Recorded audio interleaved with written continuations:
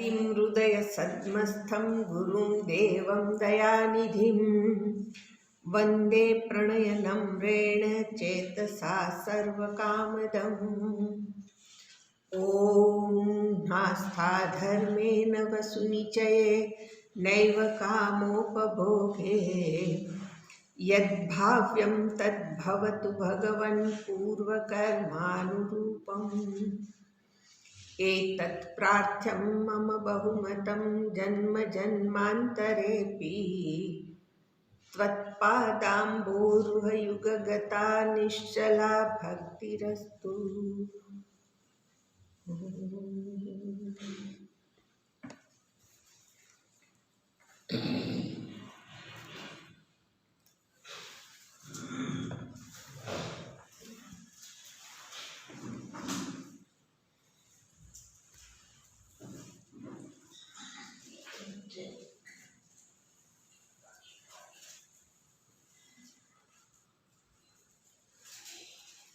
ગયા વખતે જોતા હતા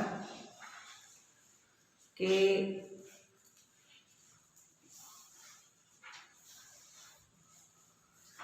નિમિ રાજાના સત્રની અંદર 9 યોગેશ્વરો એનું આગમન થયું છે અને બધાએ ઊભા થઈ એમનું સ્વાગત કર્યું અને પછીથી નિમિ રાજા એમને પ્રાર્થના કરે છે. પ્રાર્થના કરતા એવું કહે છે કે આજે મનુષ્ય શરીર પ્રાપ્ત થયું છે એની અંદર એનું હોવું તો ક્ષણભંગુર છે. મનુષ્ય શરીર કેવું છે તો શબ્દ પ્રયોગ છે દુર્લભ માનુષ દેહ. મનુષ્યનું દેહ એનું શરીર એને પ્રાપ્ત થવું એ દુર્લભ છે. અને કેમ દુર્લભ છે તો કે એ જે દુર્લભ મનુષ્ય શરીર એ અનેક જીવોની યોનિની અંદર વિચારવાનું બુદ્ધિનું સામર્થ્ય મનુષ્ય શરીરની અંદર રહેલું છે એટલે એને દુર્લભ કીધું છે. અને એવું મનુષ્ય શરીર જે દુર્લભ છે એ તો મળી ગયું, પણ એ કેવું છે તો એને માટે કહે છે ક્ષણભંગુર. એ અત્યારે છે ને ક્યારે ન હોય એ કાંઈ કહી શકાય નહીં એવું છે. અને એવા આ ક્ષણભંગુર શરીર દ્વારા જે પોતાનું સાધ્ય છે, પોતાનું ધ્યેય છે એને પામવાનું છે. એટલે વ્યક્તિને કદાચ એના પુણ્ય હોય તો પુણ્યના બળથી શું થશે તો કે વૈકુંઠ પ્રિય દર્શનમ, જે ભગવાનના ભક્ત છે એની પ્રાપ્તિ સંભવિત છે. એની માટે પણ દુર્લભમ શબ્દ પ્રયોગ કર્યો છે કે ભગવાનના ભક્તની પ્રાપ્તિ થવી પણ દુર્લભ છે. અને એટલે એ નિમિ રાજા એવું કહે છે કે મારા આ પુણ્યના પરિણામે મને આ બીજું દુર્લભતાની પણ પ્રાપ્તિ થઈ. વિવેક ચૂડામણી ગ્રંથમાં શંકરાચાર્યજી મહારાજે કીધું છે દુર્લભમ ત્રયમે વૈતત દૈવાનુગ્રહ હેતુકમ. દેવનો અથવા તો ઈશ્વરનો જો મારી ઉપર અનુગ્રહ હોય તો 3 વસ્તુ જે દુર્લભ છે એની મને પ્રાપ્તિ થાય. અને 3 વસ્તુ મનુષ્યત્વમ, મુમુક્ષુત્વમ, મહાપુરુષ સંશયમ. મનમાં ઈચ્છા તો થાય કે મારે પરમાત્માની પ્રાપ્તિ કરવી છે, મારે બંધનમાંથી મુક્ત થવું છે. પણ એ મુક્તિ ઈચ્છીએ ત્યારે જે ત્રીજું પરિબળ છે એ પણ ઈશ્વરના અનુગ્રહથી જ પ્રાપ્ત થાય. અને એટલે ત્યાં આચાર્યએ કહેલું છે કે આ જે મહાપુરુષનું સમાગમ થવો, એની સાથે મળવું એ પણ દુર્લભ છે. અને અહીંયા પણ આજે નિમિ રાજા છે, એમણે પણ શું કીધું છે? તત્ર અપી દુર્લભમ મન્યે વૈકુંઠ પ્રિયદર્શનમ. આજે ભગવાનના ભક્ત છે એનું દર્શન થવું, એની સાથે સંગ થવું એ દુર્લભ છે. અને એ દુર્લભ કેમ છે, અથવા તો દુર્લભ વસ્તુ પ્રાપ્ત થઈ તો એ પછીના શ્લોકમાં પણ આવી જ વસ્તુ નિમિ રાજા શબ્દરૂપ આપે છે. અને શું કહે છે? શ્લોક 30. અત આત્યંતિકમ ક્ષેમં પૃચ્છામિ ભવતો નઘાઃ.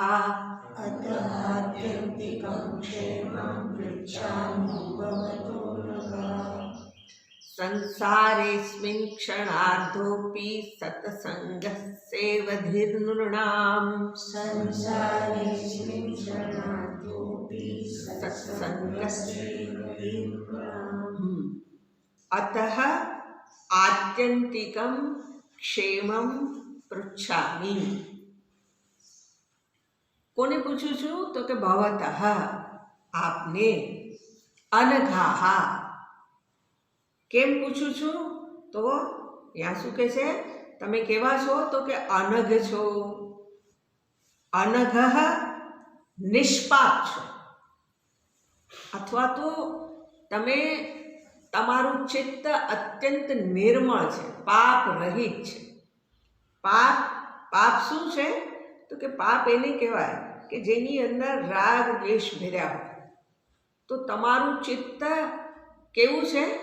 તો કે તમે નિષ્પાપ છો. એનો અર્થ એવો છે કે તમારા ચિત્તની અંદર કોઈ પ્રિય અપ્રિય છે જ નહીં. અને એટલે શું કરું છું હું? પૃચ્છામઃ, હું ને અમે તમને પૂછીએ છીએ. એટલે નિમિ રાજા પોતે એકલા નહીં, એ સભાની અંદર બીજા પણ સત્સંગ માટે ભેગા થયેલા છે. અને એટલા માટે શું કહે છે કે પૃચ્છામઃ ભવતઃ, અમે આપને પૂછીએ છીએ. આપ કેવા છો? તો એને માટે કીધું અનઘાઃ. શું પૂછીએ છીએ? તો શબ્દ પ્રયોગ કરો છે અતઃ આત્યંતિકમ ક્ષેમમ. અતઃ તેથી કરીને, દુર્લભ છે માટે. શું પૂછું છું? તો કે આત્યંતિકમ ક્ષેમમ, જેની અંદર મારું અત્યંત કલ્યાણ સમાયેલું હોય. અત્યંત કલ્યાણ સમાયું હોવાનો અર્થ છે જેમાં ક્રમનું અતિક્રમણ થઈ ગયું છે. આત્યંતિકમ શબ્દનો અર્થ થાય અંતમ અતિક્રાંત અત્યંત. જેણે શું કરેલું છે? તો કહે છે કે જે કોઈ વસ્તુનો અંત હોય એનું જેમાં અતિક્રમણ થઈ ગયેલું છે. એટલે અંતમ અતિક્રાંત અત્યંત. તો જેમાં વ્યક્તિને એના સુખની સિદ્ધિ થાય, પણ એ સુખ કેવું? તો કે ચરમ સીમા.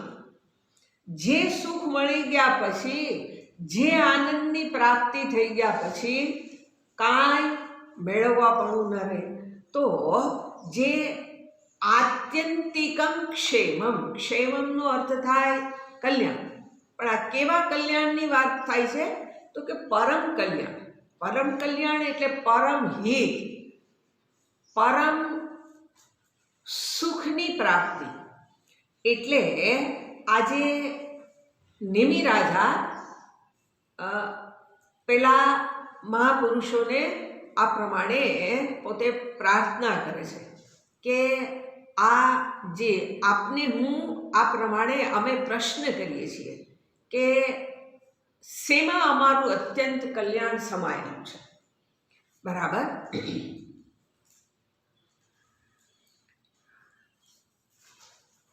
હવે બીજા પદમાં શું કહે છે? સંસારે અસ્મિન ક્ષણાર્ધઃ અપી. આ સંસારની અંદર ક્ષણનોય અર્ધો ભાગ.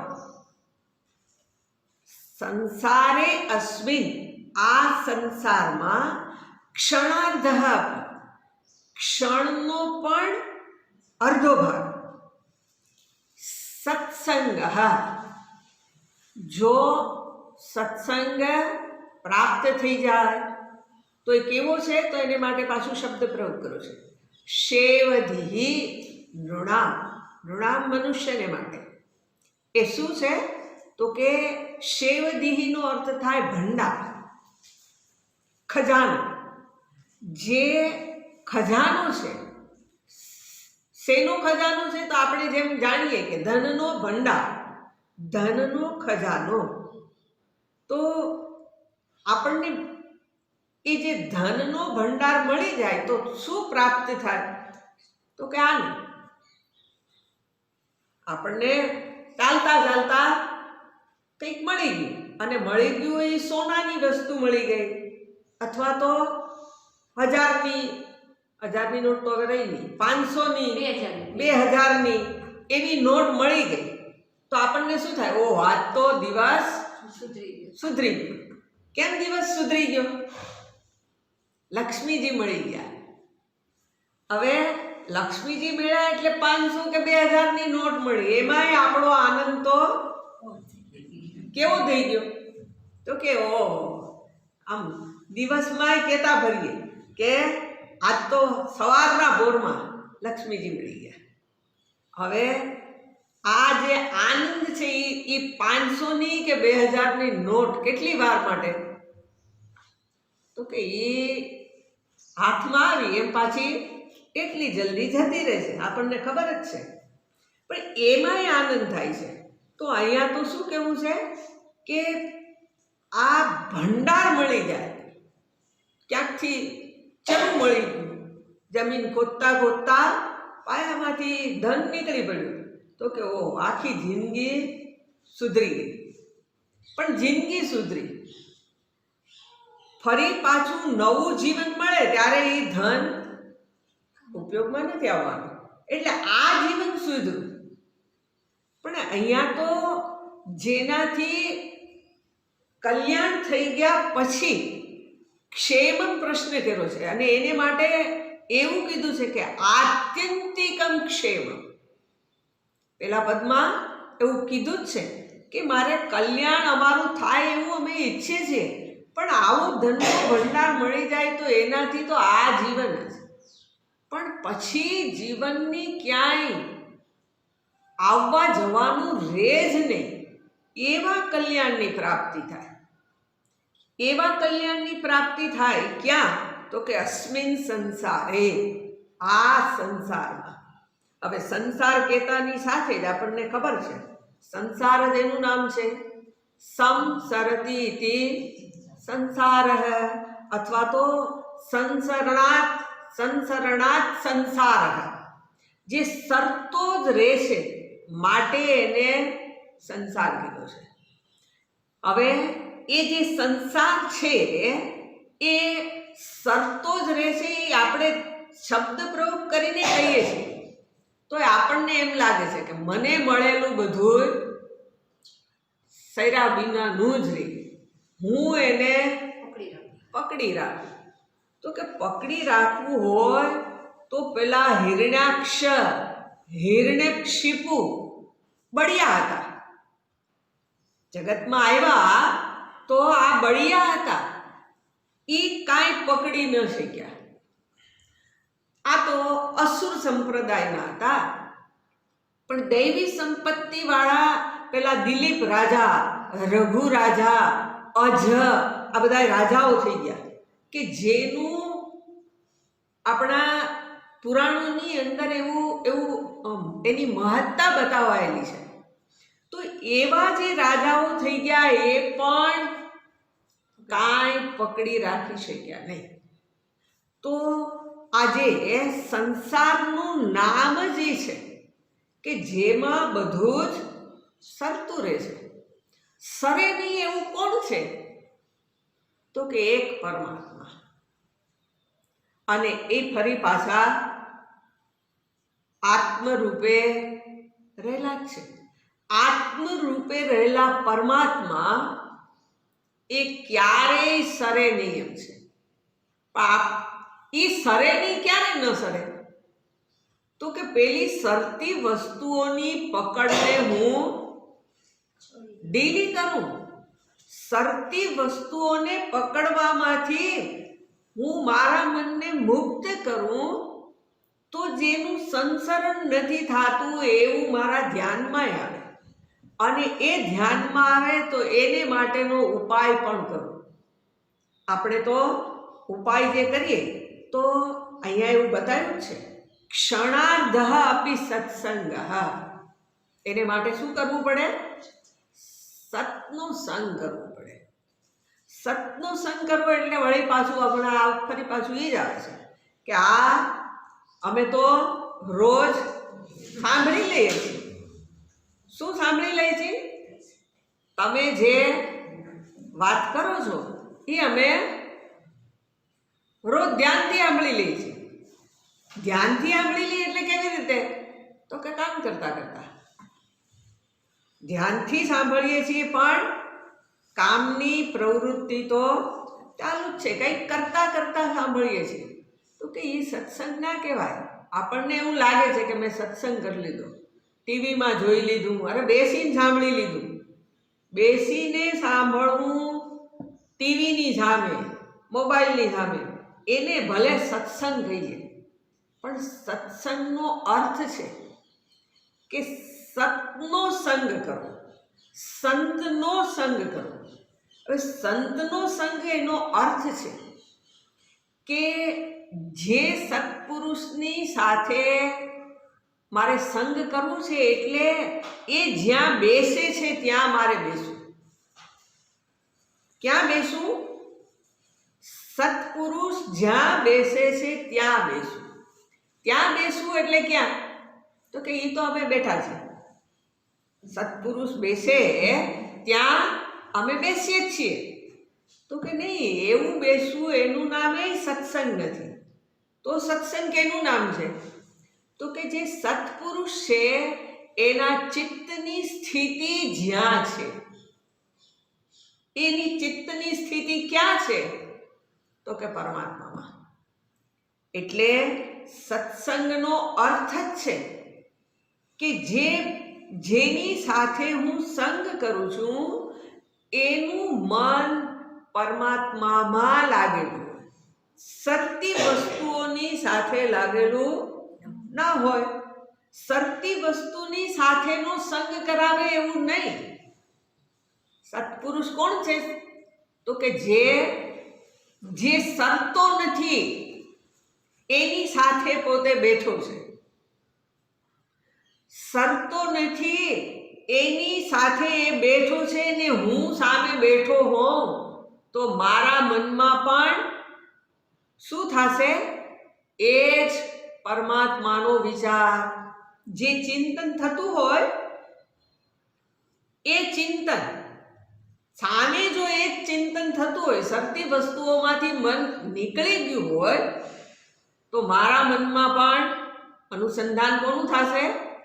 પરમાત્માનું જ થશે. અને એટલે એને સત્સંગ કીધો છે. સતનો સંગ, સંતનો સંગ, એનું નામ સત્સંગ છે. પેલા એ હિમી રાજાએ પેલા આ બધું દુર્લભ છે એવું કહી દીધું. મળવું શક્ય નથી, હોય તો પણ મળે નહીં. એનો એવું એટલા માટે કહેવાય કે મહાપુરુષો જગતની અંદર નથી એવું નથી. સમયે સમયે આવેલ છે પણ મને દેખાય નહીં. તો એ મને ન દેખાવું એ શું છે? તો કે એ મારી નજરની, મારા વિચારની ખામી છે. એટલે નારદ ભક્તિ સૂત્રની અંદર એવું કીધું છે, સત્સંગો દુર્લભ અગમ્ય અમોઘ. આ નારદ ભક્તિ સૂત્ર છે. સત્સંગ કેવો છે તો કે છે સત્સંગ દુર્લભ. જે અહીં કીધું વિવેક ચૂડામણીમાંથી પણ યાદ કરે કે દુર્લભ. બીજું કે છે અગમ્ય.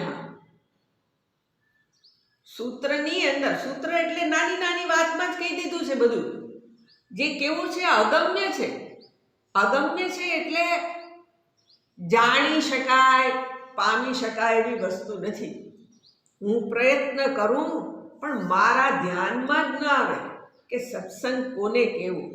એટલે આજે સત્સંગ કદાચ સત્પુરુષનો સંગ થાય પણ સત્સંગ ન થાય, અને સત્સંગ થઈ જાય તો એવું કહે છે કે અગમ્ય. એ અગમ્ય છે. જાણવું એ જે કહેવાતું હોય એ વસ્તુને પોતાની કરવી એ અઘરી છે. બરાબર. એટલે મારા ધ્યાનમાં આવી જવું અગમ્ય છે.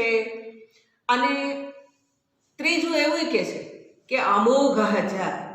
જે અમોઘ છે. અમોઘનો અર્થ થાય જે ક્યારેય નિષ્ફળ જાય નહીં. અમોઘનો અર્થ શું થાય? જે કોઈ દિવસ નિષ્ફળ નહીં જાય. આપણે અહીંયા કહેવત છે કે પેલો પોદરો પડે, આવ દેશી છે, પોદરો પડે એ શું કરે તો કે ચપટી ધૂળ લઈને ઉઠે. જે સાવ સ્થૂળ વસ્તુ છે, સાવ નકામી વસ્તુ છે, એ નકામી વસ્તુ પણ કંઈક લઈને ઉઠે છે.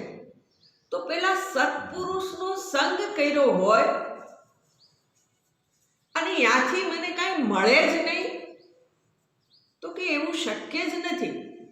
કા સત્પુરુષ નથી અને કા મેં સત્પુરુષનો સંગ નથી કર્યો, એની સાથે બેઠો નથી, તો એ અમોઘ થાય જ નહીં.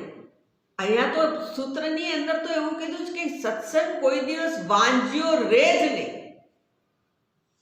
સત્સંગના સંદર્ભમાં આ બીજી ઉક્તિ છે કે ક્યારેય વાંજ્યો ન હોય. ક્યારેય વાંજ્યો ન હોય એટલે એને ફળ બેસે ને બેસે. એટલે એનો અર્થ એવો છે કે જો મેં સત્સંગ કર્યો હોય તો શું થશે તો કે દુર્લભ વસ્તુ મળી ગઈ હોય તો એનાથી મારું કામ થવાનું જ છે. અને એટલે એ અસ્મિન સંસારે ક્ષણાર્ધ અપી સત્સંગ શેવધિ. એ શું બની જશે? પેલો ભંડાર. ભંડારનો અર્થ થાય જેની અંદર અખૂટ વસ્તુ ભરી છે. જે ભંડારમાંથી હું આમ પેલું ધન કાઢ્યા કરું છું, એવી રીતે જેમાંથી મારું હિત થવા સિવાય બીજું કાંઈ થાય નથી. એટલે આજે મારું કલ્યાણ કરનાર, મારું હિત કરનાર આ એક ક્ષણની અંદરનો અડધો ભાગ. પેલું તુલસીદાસજીએ કહ્યું છે ને, એક ઘડી આધી ઘડી आधी में पुनियाद. तुलसी संगत साधु की तुलसी संगत साधु की हरे कोटि अपराध. करोड़ों अपराध ने શું કરી દે? હરી લે. કોણ હરી લે છે અપરાધને? તો એ બતાવ્યું કે આજે સત્પુરુષનો સંગ છે એ જ અનેક જન્મોના દોષો, જે સંસ્કારો ભેગા કર્યા છે એને દૂર કરવા માટે આ સત્સંગ એ જ સૌથી દુર્લભ વસ્તુ છે. અને પહેલાની અંદર એવું બતાવાયેલું છે કે લોકહું, રામાયણની અંદર લોકહું વેદન આન ઉપાવ. જગતની અંદર પોતાના કલ્યાણ માટે આનાથી બીજો ઉત્કૃષ્ટ કોઈ ઉપાય નથી. ઉત્કૃષ્ટ કહેવા કરતાં બીજો કોઈ ઉપાય જ નથી. ઉત્કૃષ્ટ કે નિકૃષ્ટ, શેના સિવાય બીજો કોઈ ઉપાય નથી? તો કે સત્સંગ સિવાય. એટલે આ બધુંય નારદ ભક્તિ સૂત્રને જોઈએ, આચાર્યને જોઈએ. અહીંયા આ જે નિમિ રાજા છે કે જેણે પોતે સત્સંગને મેળવ્યો છે, અથવા તો રામાયણની વાતને પણ આપણે જોઈ કે એ એવું કહે છે કે આ જગતની અંદર બીજો કોઈ ઉપાય જ નથી રહેલો. શેના સિવાય? તો કે સત્સંગ સિવાય. એટલે આજે સત્સંગ છે એના સંદર્ભમાં જ નિમિ રાજા આગળના શ્લોકમાં કહે છે. શું કહે છે? ધર્માન ભાગવતાન બ્રૂત યદિ ન શ્રુતે ક્ષમં ધર્માન ભાગવતાન બ્રૂત યદિ ન શ્રુતે ક્ષમં યૈહિ પ્રસન્ન પ્રપન્નાય દાસ્યત્યાત્માનમત્યજઃ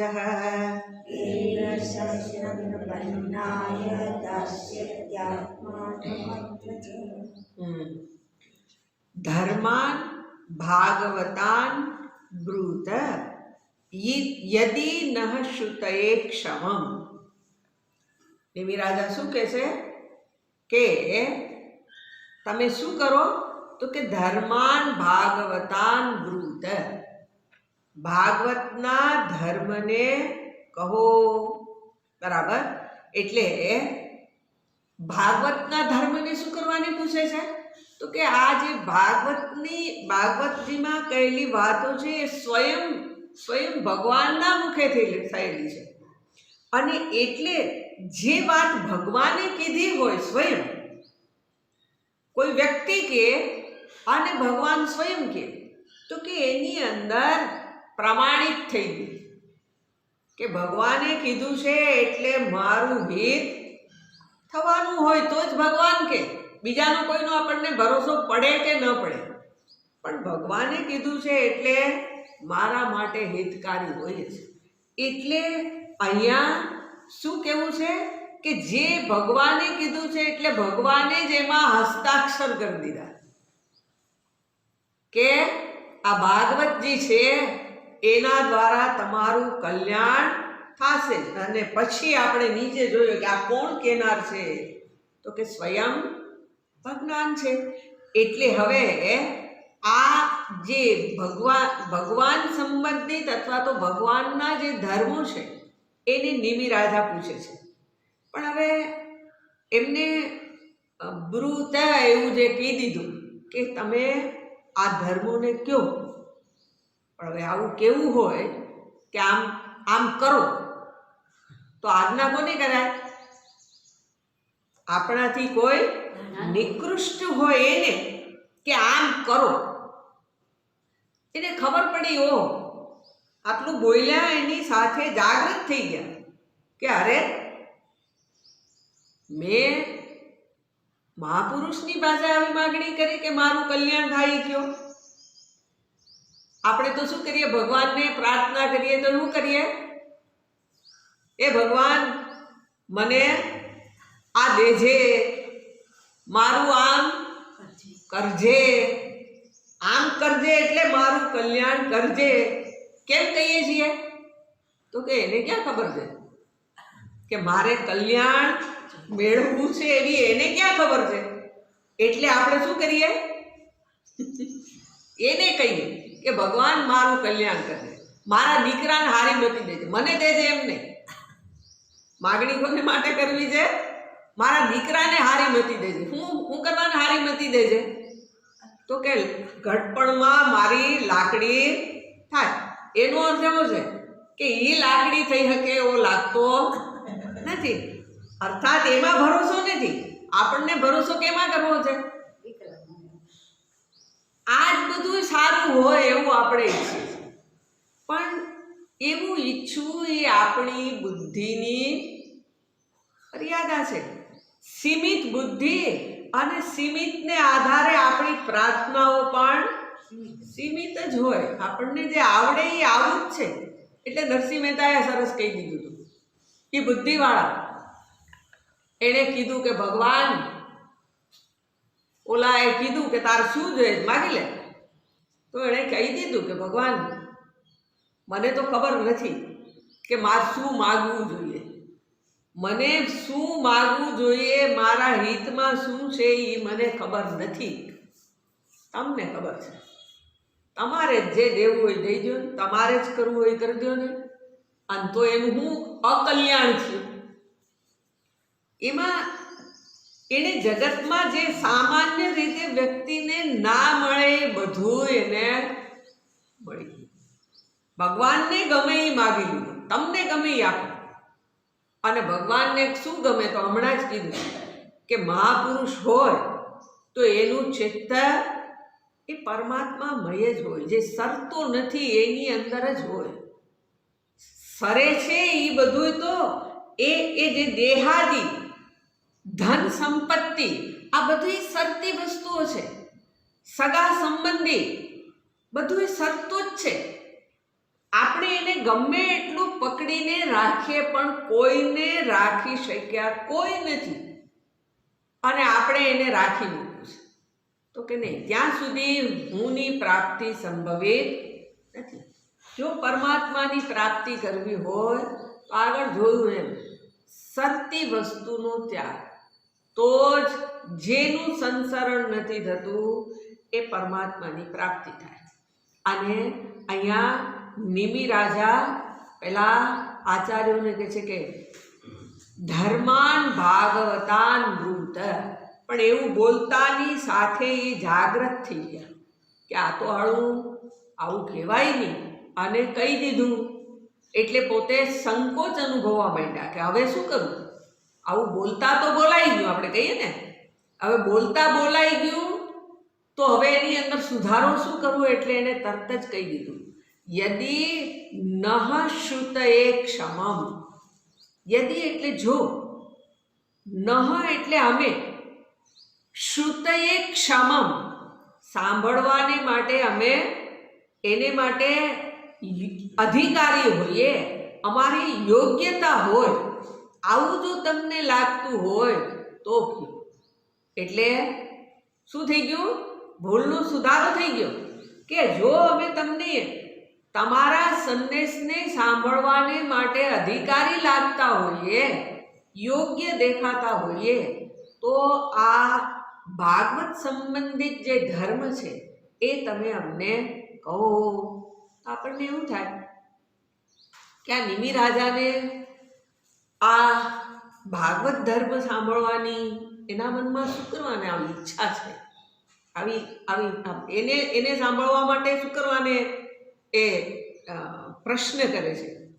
તો એનો જવાબ એવો છે કે એણે ભગવાનની અથવા તો ભાગવતજીની મહિમા સાંભળેલો છે. ભાગવતજીનો મહિમા શું છે તો એને પછીના પદમાં બતાવ્યો, યૈહિ પ્રસન્ન પ્રપન્નાય, જેના વડે પ્રસન્ન છે એની પ્રાપ્તિને માટે, દાસ્યતિ આત્માનમ અત્યજઃ, જે શું કરે છે, અત્યજઃ નથી પણ અપી અજઃ છે. દાસ્યતિ આત્માનમ અપી અજઃ, જે આપી દે છે. કોને આપી દે છે તો કે જે અજન્મા છે એને. અજન્મા છે એટલે જે હમણાં જેની આપણે ઓળખાણ કરી, જે સરતો નથી તો સરે શું તો કે જેની ઉત્પત્તિ થઈ હોય એ બધી જ વસ્તુ સરે. જગતમાં જે કંઈ ઉત્પન્ન થનારું છે એ નામ અને રૂપ બધું જ સરે. નામ અને રૂપનું સંસરણ થાય, પણ એ નામ અને રૂપની પાછળનું જે સત્ય છે, જેને અહીંયા અજહ શબ્દથી બતાવ્યું છે, એ અજન્મા છે. અજન્મા છે એટલે જેનો જન્મ નથી. તો એ જન્મ નથી માટે આ સંસારના ભાગરૂપ નથી, અને સંસારના ભાગરૂપ નથી એ પરમાત્મા એ શું કરી દે છે? તો કે એની જ પ્રાપ્તિ કરાવી દે છે. દાસ્યતી શબ્દ પ્રયોગ કર્યો છે, જે આપી દે છે. દા યચ્છ, જે આપે છે. શું કરે છે? કોની પ્રાપ્તિ કરાવે છે? તો કે અજન્મા પરમાત્મા. અને એ પાછા કેવા છે? અજહ પ્રસન્ન, જે સ્વયં આનંદ સ્વરૂપ છે. આનંદ સ્વરૂપ પરમાત્માની જ એને જ આપી દે છે. ભાગવતના ધર્મો એવા છે કે જેને શ્રવણ કરવાથી જેની ઉત્પત્તિ ન થાય એવા આનંદની સિદ્ધિ થાય. જો હવે આપણને જે આનંદ મળે છે એ આનંદ કેવી રીતે મળે છે? તો કે આપણને ખબર છે, કાંઈક મળી ગયું. હમણાં જ કીધું, ધનનો ભંડાર મળી ગયો. એટલે મળી ગયો એટલે શું થયું? દેખાતો નહોતો પણ પ્રાપ્ત થયું. તો જે પ્રાપ્ત થયેલી વસ્તુ છે એ તો ખર્ચાવા જ માંડી. આવતાની સાથે આપણી પાસે એને વ્યવસ્થાઓ ગોઠવી દીધી કે તું આમ કર, આમ કર, આ લે, આમ કર, બધું. પણ એ પ્રસન્નતાને હણી લેનાર છે. આપણને એવું લાગે છે કે આ વસ્તુઓ મને આનંદ આપે છે, કોઈ વ્યક્તિને. વ્યક્તિના સંદર્ભમાં આપણને એમ લાગે કે આ વ્યક્તિ હોય તો મને આનંદની સિદ્ધિ થાય. આપણને ખબર છે કે એ વ્યક્તિ ગમે તે મને આનંદ આપતો લાગે તો પણ એ સ્વયં મર્યાદિત છે. અને એને સારું લગાડવાના પ્રયત્નમાં જ આપણી જિંદગી ખર્ચાઈ જાય. એને કેમ આનંદ થાય એમ કરવા જઈએ એટલે આપણો આનંદ એને આનંદ થાય. અને કોઈને આનંદ આપી શકાય? આપણા વ્યવહારને, આટલા વખતના વ્યવહારને આધારે આપણને એવી તો ખબર પડે કે જગતમાં બીજાને આનંદ આપવાનું કામ બહુ અઘરું છે. કદાચ થોડીક વાર માટે એને આનંદ થાય એવું કરી દીધું, પણ કઈ ક્ષણમાં એનો આનંદ જતો રહે, કાંઈ કહેવાય નહીં. પાળિયા થઈ જાવ પણ એને આનંદ ન આપી શકાય. પાળિયો થઈ જવું એટલે આખી જિંદગી સમાપ્ત કરી દેવી. કોઈને આનંદ ન આપી શકાય. અને બીજાને આનંદ આપવાની અંદર આપણે પોતાના જ આનંદ સ્વરૂપથી વંચિત રહી જાય. એટલે પણ આ ભગવાનના જે ધર્મો છે કેવા છે? તો કે એને માટે કીધું છે કે અજહ પ્રસન્ન. અજન્મા પરમાત્મા છે એ જ પ્રસન્ન અથવા તો આનંદ સ્વરૂપ છે. હવે મારે એ આનંદ સ્વરૂપ પરમાત્મા એની સિદ્ધિ કરવી છે. તો કે સિદ્ધિ કરવાની જરૂર નથી, એ સ્વયં સિદ્ધ જ છે. પણ મારી અને એની વચ્ચે એક તેરો છે. તેરો છે એટલે એક પડદો છે. જે પડદો હટી જાય તો શું થઈ જાય? તો કે એ પડદો હટી જતાની સાથે જે સામે છે એનું દર્શન થાય. એટલે આપણે પેલા દક્ષિણ ભારતની અંદર મંદિરોમાં દર્શન કરવા જઈએ તો ભગવાનને બેસાડ્યા હોય એ મૂર્તિ ઠેઠ ગર્ભગૃહમાં હોય, અંદર હોય. એટલે ત્યાં શું હોય? તો કે ત્યાં તો ઘનઘોર અંધારું છે. ઘનઘોર અંધારું હોય અને એમાં તમારે ભગવાનના દર્શન કરવા હોય તો આમ કરીને જુઓ, આમ કરીને જોઈએ. હવે એ દર્શન કરાવવા માટે પેલો પૂજારી આવે, કર્પૂરની આરતી કરે અને તમને દેખાડે તો ભગવાનનું દર્શન થાય. એટલે ભગવાનનું જે દર્શન કરવું હોય તો શું છે? તો કે અહીંયા અંધકાર રૂપી ટેરો છે. આપણી અને પરમાત્માની વચ્ચે શું પડદો છે? તો કે અજ્ઞાન રૂપી અંધકાર છે, એક પડદો છે. એ અજ્ઞાન એટલે એનું જ નામ માયા છે. આપણે એવું કહેવું હોય તો એવું કહેવાય કે માયાનો પડદો છે મારી અને ભગવાનની વચ્ચે.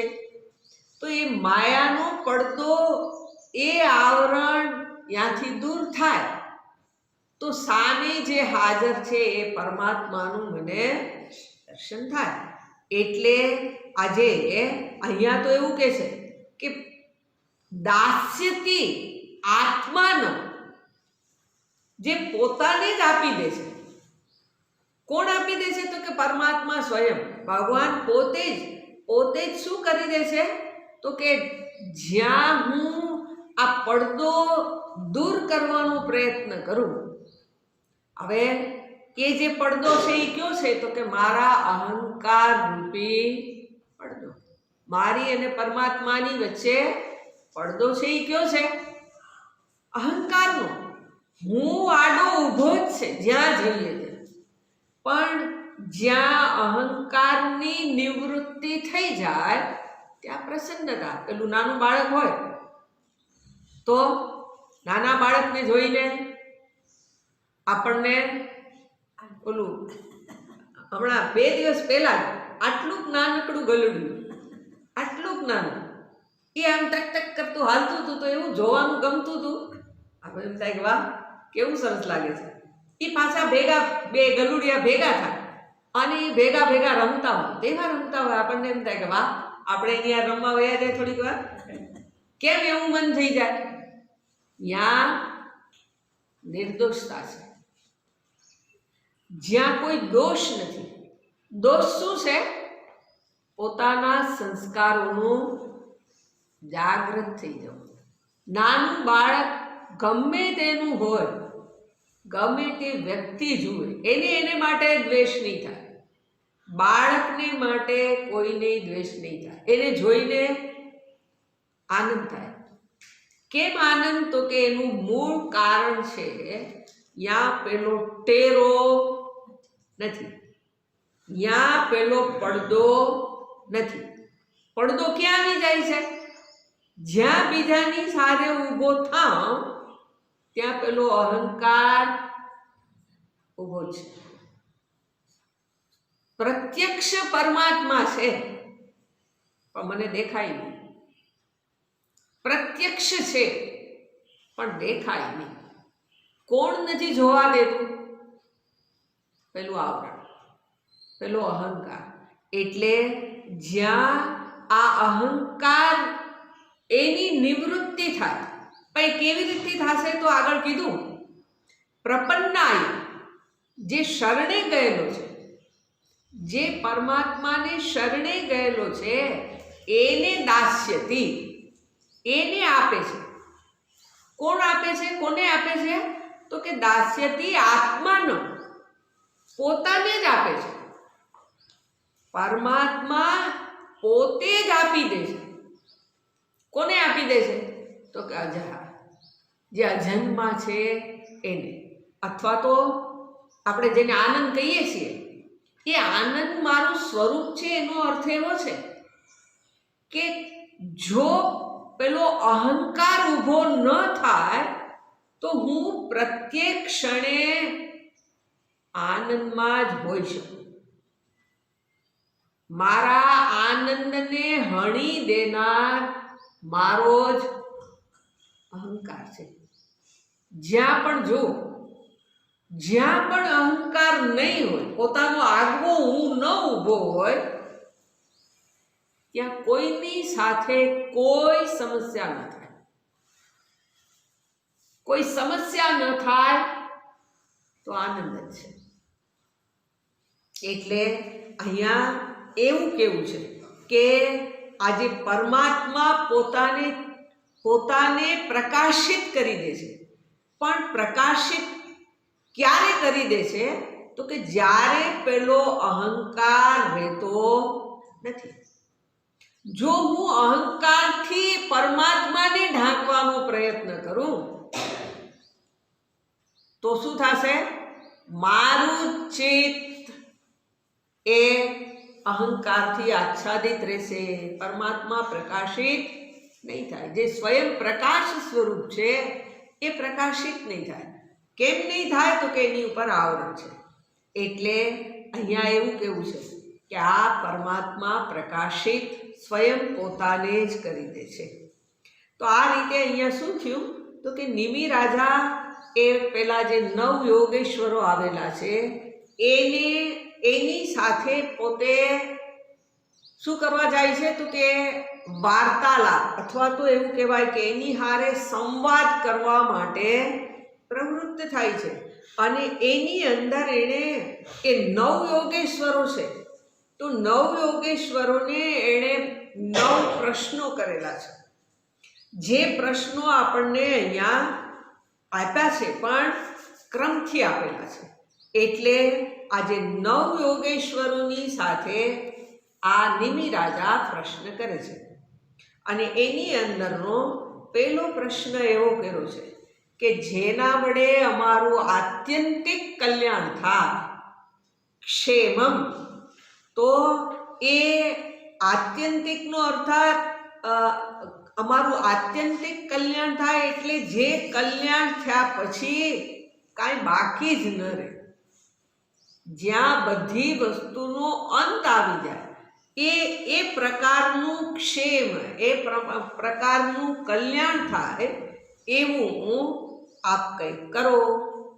અને એ જવાબ રૂપે ધારો કે આ જે યોગેશ્વરો છે એની અંદરના એવું કહી દે. શું કહી દે? કે બ્રહ્મા અથવા તો પરમાત્મા જ પરમ કલ્યાણકારી છે. ઉપદેશ દઈ દીધો. શું ઉપદેશ આપી દીધો? બ્રહ્મા કલ્યાણકારી છે. પરમ કલ્યાણ કોણ કરશે? તો કે સ્વયં પરમાત્મા જ. એને પામવા એ જ આત્યંતિક ક્ષેમ છે. કહી દીધું આપણને. હવે આવું કહી દે તો આપણને કાંઈ બ્રહ્મ દર્શન અથવા તો જેને કહીએ ને પરમાત્માનો સાક્ષાત્કાર થતો નથી. ઉપદેશ તો અપાઈ ગયો કે પરમ કલ્યાણકારી બ્રહ્મ જ છે, પણ એવું સાંભળતા મારું કલ્યાણ થતું હોય એવું મને લાગતું નથી. તો આ જે ક્ષેમ શબ્દનો અર્થ થશે કે એવું કયું સાધન છે જે સાધનની સહાયથી મારું કલ્યાણ થાય. મારું કલ્યાણ થાય એટલે આત્યંતિક જે ક્ષેમ છે એની સિદ્ધિ થાય. અથવા તો એવું કહેવાય કે જેના વડે મને પરમાત્માનો સાક્ષાત્કાર થાય. તો એ સાધન છે, એના સંદર્ભમાં નિમિ રાજાનો પ્રશ્ન છે. નિમિ રાજા પ્રશ્ન કરે છે. એ શું પ્રશ્ન કરે છે? કે એવું કયું સાધન અપનાવું કે જેના માધ્યમથી મારું આત્યંતિક કલ્યાણ થાય. અથવા તો પેલા જે મહાત્માઓ છે એણે આ પ્રમાણે પોતાનું કલ્યાણ થાય એવી જિજ્ઞાસા કરી, તો મહાત્માઓ એને એનું આત્યંતિક કલ્યાણ થાય એવું બતાવવા જઈ રહ્યા છે. એની અંદરથી પેલા નારદજી એના સંદર્ભમાં વાત કરે છે. નારદ શું કહે છે? પેલા યોગેશ્વરોને પ્રશ્ન કર્યો છે, પણ એ યોગેશ્વરો જવાબ આપે એની પૂર્વે નારદજી કંઈક કહે છે. શું કહે છે? એવં તે નિમિના પૃષ્ટા વસુદેવ મહત્તમાઃ. એવં તે નિમિના પૃષ્ટા વસુદેવ મહત્તમાઃ. પ્રતિપૂજ્યા બ્રુવન પ્રીત્યા સસદસ્ય ઋત્વિજં નૃપં. પ્રતિપૂજ્યા બ્રુવન પ્રીત્યા સસદસ્ય ઋત્વિજં નૃપં. એવં તે નિમિના પૃષ્ટા. આ પ્રમાણે નિમિ રાજા વડે પ્રશ્ન કરાતા. કોને આવું કહે છે? હે વસુદેવ, હે વસુદેવ, આજે નિમિ વડે પ્રશ્ન પૂછાયેલા છે એ કોણ છે? તો કે મહત્તમા. જે મહત્તમ છે. મહત્તમ છે એનો અર્થ થાય જે મહાન પુરુષો છે. મહત્તમ, હા બહુ જ, જે મહાન પુરુષો છે. કોણ મહાન પુરુષો છે? તો કે આ જે નવે યોગેશ્વરો છે એ મહત્તમાહ, એ મહાન પુરુષો છે. એને નિમિ રાજા વડે ભાગવત ધર્મ પૂછાયેલા છે. એવમ તે નિમિના પૃષ્ઠા, આ પ્રમાણે તે નિમિ રાજાએ જે પૂછાયેલા છે એવા મહત્તમાહ. હવે નિમિ રાજાએ પૂછ્યું છે અને બીજું પદ કે છે પ્રતિપૂજ્યા અબ્રુવન પ્રીત્યા સસદસ્ય ઋત્વિજમ રૂપમ. જ્યાં શું કર્યું છે? તો એને કહે છે કે પ્રતિપૂજ્યા. પ્રતિપૂજ્યા, પ્રતિ એટલે સામે, સામે એણે પૂજા કરી છે એવું કહેવા કરતા એણે પ્રશંસા કરી. પ્રતિપૂજ્યા અબ્રુવન. નિમિ રાજાએ પ્રશ્ન કર્યો અને પેલા મહાપુરુષોએ શું કર્યું? તો કે એની પ્રશંસા કરી. એના પ્રશ્નની પ્રશંસા કરી. શું પ્રશંસા કરી હશે? કે તમે જે પ્રશ્ન કર્યો છે એ બહુ સુંદર કર્યો છે. એટલે પ્રતિપૂજ્યા અબ્રુવન પ્રીત્યા. કેવી રીતે બોલ્યા છે એ? પ્રેમપૂર્વક. હવે પ્રેમપૂર્વક ક્યારે વ્યક્તિ બોલે? જ્યારે એને જે કીધું એના સંદર્ભમાં પોતાના હૃદયમાંથી પ્રેમ પ્રગટ થયો છે. પ્રતિ શબ્દ પ્રયોગ કર્યો છે. પ્રતિ પૂજ્યા અબ્રુવન પ્રીત્યા. પ્રતિ પ્રીત્યા, એની તરફ પ્રેમપૂર્વક અબ્રુવન એ બોલ્યા છે. એ પ્રેમપૂર્વક બોલ્યા છે, અર્થાત પોતાના હૃદયમાં જે છે એ વસ્તુને એ નામ આપી દે છે. એને બોલવું એટલે પોતાના હૃદયમાં જે હોય એને વ્યક્ત કરવું. તો એ કોની સમક્ષ કે છે? તો એને બતાવ્યું છે રૂપમ સસદસ્ય ઋત્વિજમ. રૂપમ ઋત્વિજમ સસદસ્ય. જ્યાં રાજા છે, પછી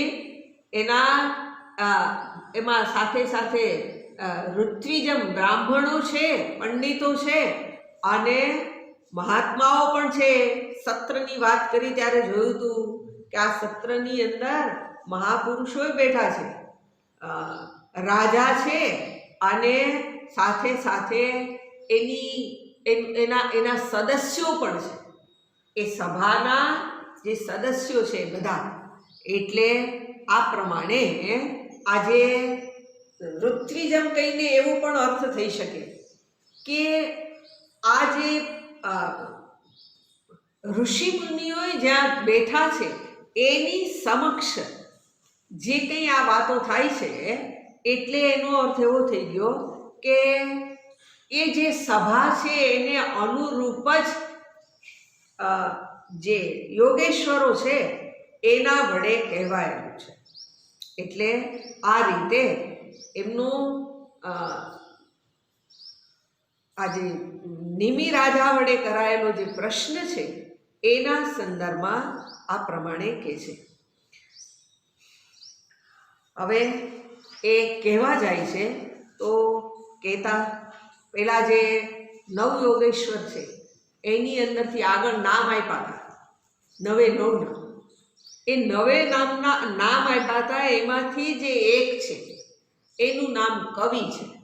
એટલે હવે આ પ્રમાણે એ કવિ નામના જે યોગેશ્વર છે એ બોલ્યા. નિમિ રાજાના પેલા પ્રશ્નનો જવાબ કવિ નામના આ જે યોગેશ્વર છે એ આપે છે. શું કહે છે?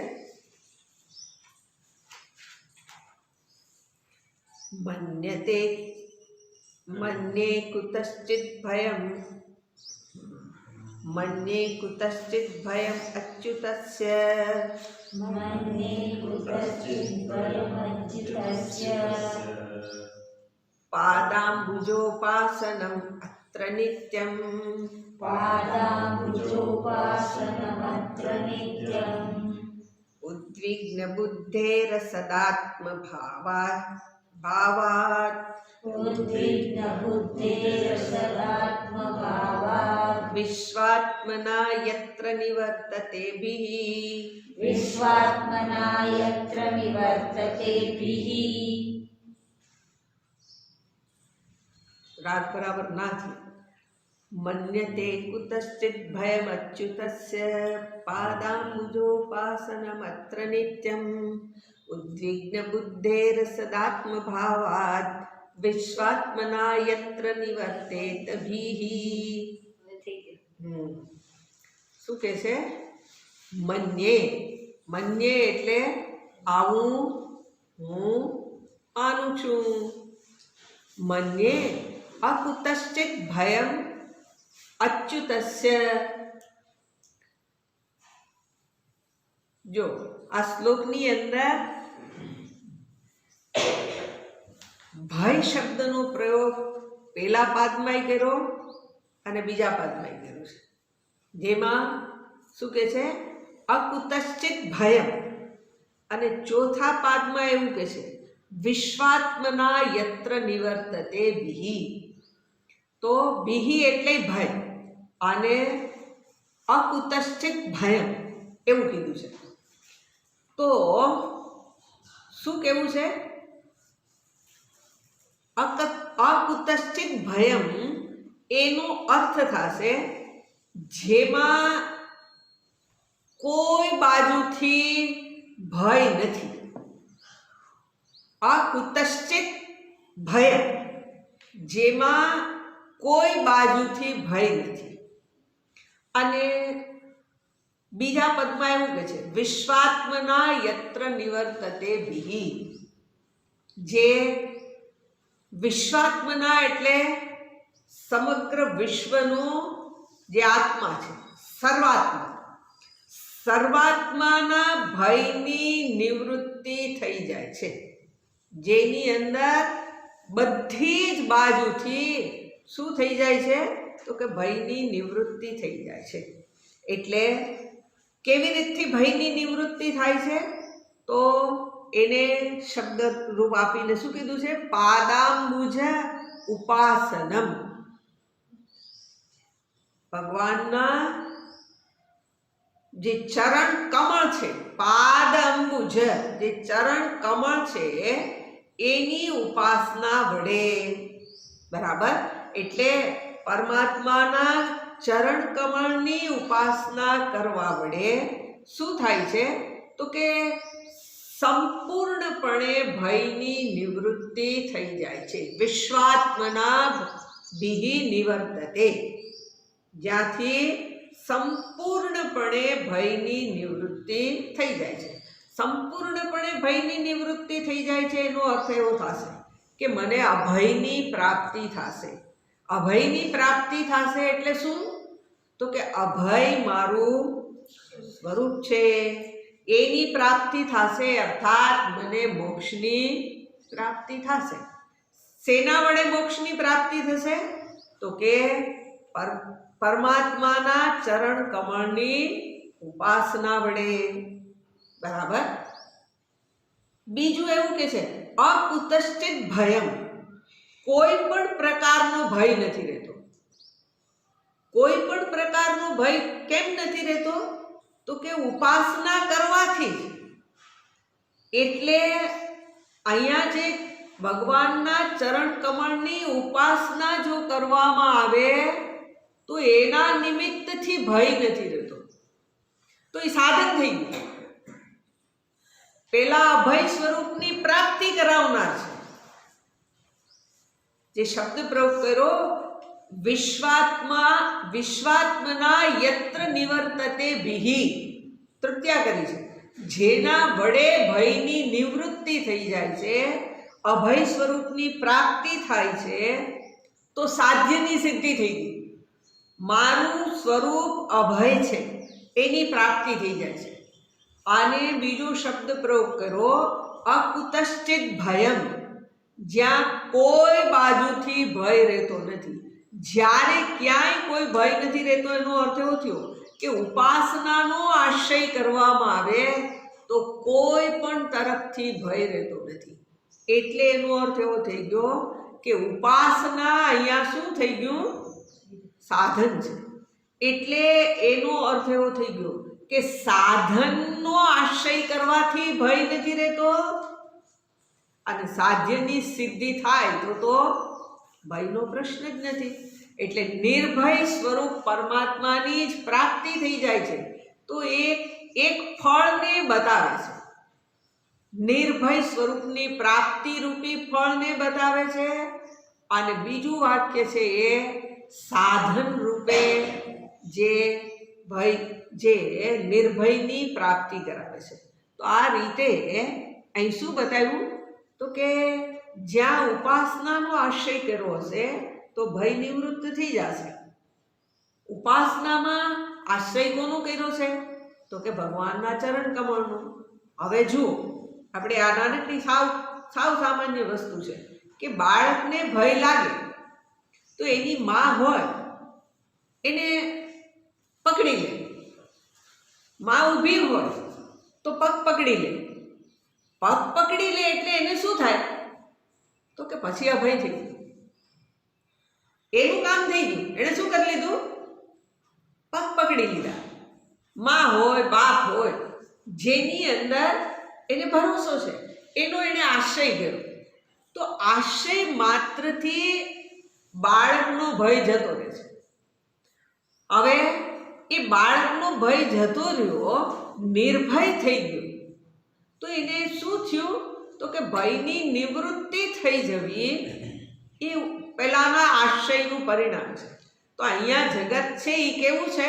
તો કે એક સ્વયં આમ જેને કહેવાય ને કે મૃત્યુરૂપી મુખ ફાડેલું જ છે. એ મૃત્યુરૂપી, એને આપણે અજગર કહીએ, મૃત્યુરૂપી અજગરે મુખ ફાડેલું છે. એનો ભય છે. એ ભયની અંદરથી મુક્ત થવા માટે જો હું પરમાત્માનું શરણ સ્વીકારી લઉં તો શું થઈ જાય? તો કે તો હું સ્વસ્થ બની જઈશ. એટલે સ્વસ્થ બનવાનો અર્થ છે કે જીવનમાં જ્યારે પણ આપણે કોઈનો આશ્રય ન લઈએ, ઉત્કૃષ્ટનો આશ્રય ન લઈએ, ત્યારે ભય અનુભવાય. ભયની અંદર ઉત્કૃષ્ટનો આશ્રય મારા ભયને નિર્મૂળ કરે છે. એટલે અહીંયા જે ભગવાનના ચરણારવિંદ છે એના આશ્રયની વાત છે. એટલે મૃત્યુ ઉપર વિજય મેળવવો હોય તો શું કરવું રહ્યું? તો કે પરમાત્માના શરણનો આશ્રય. હવે એની અંદર 4 વસ્તુ આમાં બરાબર સમજવા જેવી છે. 4 વસ્તુ શું છે? તો એક કે આપણે જો એવું ઈચ્છતા હોઈએ કે મારા જીવનમાં દુઃખ ન હોય તો શું કરવું? તો કે ભગવાનના શરણનો આશ્રય કરો. બીજું, આપણે એવું ઈચ્છતા હોઈએ કે આપણે મૂર્ખ ન બનીએ અથવા તો અજ્ઞાનની અંદર અજ્ઞાનરૂપી અંધકારમાં અટવાઈ ન જાય તો પરમાત્માનું શરણ ગ્રહણ કરવું. ત્રીજું છે ભેદ બુદ્ધિ, અર્થાત રાગ અને દ્વેષ એના વશમાં આપણે ન થઈ જઈએ તો શું કરવું? તો કે પરમાત્માનું આશ્રય કરવું. અને ચોથું, મૃત્યુમાંથી આપણું રક્ષણ થાય એવી જો ઈચ્છા હોય તો પરમાત્માનું શરણ ગ્રહણ કરવું. આ 4 વસ્તુ ધ્યાનમાં લઈએ, આપણા જીવનમાં જો આવી જાય તો શું થઈ જશે? તો ત્યાંથી આપણા જીવનમાંથી દુઃખની નિવૃત્તિ અથવા તો ભાગવત ધર્મ જેને કહીએ છીએ ને એ અહીંથી જ શરૂ થાય છે. ક્યાંથી શરૂ થાય છે? તો કે આપણી ભેદ બુદ્ધિની નિવૃત્તિ કરે, અર્થાત રાગ દ્વેષને દૂર કરે, જે મૃત્યુના ભયમાંથી મને છોડાવે, અથવા તો આપણી મૂર્ખામીથી જ આપણને ઘણીવાર ભય લાગતો હોય, અથવા તો કદીક એવું પણ થતું હોય કે કાંઈક નાની નાની ઘટનાઓ ઘટે અને જે આપણને દુઃખી કરી દેશે. તો આ સર્વમાંથી મુક્ત થવું હોય તો ભગવાનનું શરણ ગ્રહણ કરવું જોઈએ. આવું અહીંયા કીધું છે. આગળની જે વાત છે, જે બીજા 2 પદમાં કીધેલી છે, એને આપણે આવતીકાલે જોઈશું. ઓમ પૂર્ણમદ પૂર્ણમિદં પૂર્ણાત પૂર્ણમુદચ્યતે પૂર્ણસ્ય પૂર્ણમાદાય પૂર્ણમેવાવશિષ્યતે. ઓમ શાંતિ શાંતિ શાંતિ. હરિ ઓમ શ્રી ગુરુભ્યો નમઃ. હરિ ઓમ.